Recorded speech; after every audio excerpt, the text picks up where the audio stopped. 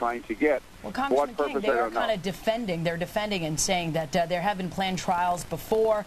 They're saying the 1993 World Trade Center bomber Ramzi Youssef was tried safely and convicted, and they're using that as sort of one of their reasons to bring them here, just feet away from where the actual September 11th attacks took place.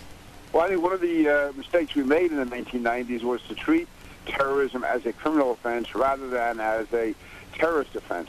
And certainly the case of Khalid Sheikh Mohammed and the way that he was captured, the way he's being held, all the furor about it is going to make the convictions much more difficult. And also, we are now at war with al-Qaeda. We were not at war with al-Qaeda in 1993. Maybe we should have been, but we weren't. We are right now at war with al-Qaeda and the architects of September 11th.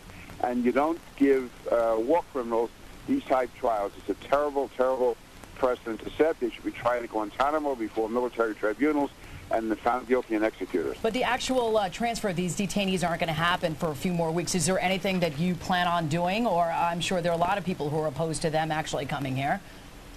Well, I'm going to be doing several things. One, I've been on the phone all morning with 9/11 families, primarily police and firefighter families who are absolutely outraged over this. We will try to do whatever we have to do or can do publicly, but also I'm going to be in contact with people in the Congress who share the beliefs that I do, to do it, try to do whatever we can legislatively. But, you know, the president, for such a monumental decision as this, for him to have the Attorney General announce it on a Friday as the president is leaving the country, to me, that's not the sign of a leader. And I try to work with this president. I try to be bipartisan, but to me, this is just an outrage, and this is a president just going too far in trying to satisfy our enemies and not putting the safety and security of the United States first. Congressman King, just one last question. What would you say to critics who say Guantanamo Bay has to close? These people have been sitting there for 8 years. It's a black eye to our national reputation. It's hurting us in the Arab world, the Muslim world, and we really need to get these things resolved now. What would you say to those people?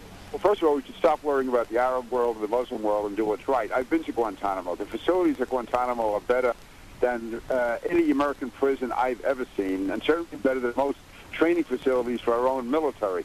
They get top flight medical care. They have soccer programs, language programs, art programs going on there for them. And we've allowed ourselves to be intimidated by world opinion, which has been ginned up against the United States. We should be much more forthright in defending what we do and why we do it. All right, Congressman Peter King, thank you so much for joining us live on the air with this special report. Obviously, John, we have a lot of people who are opposed to this, but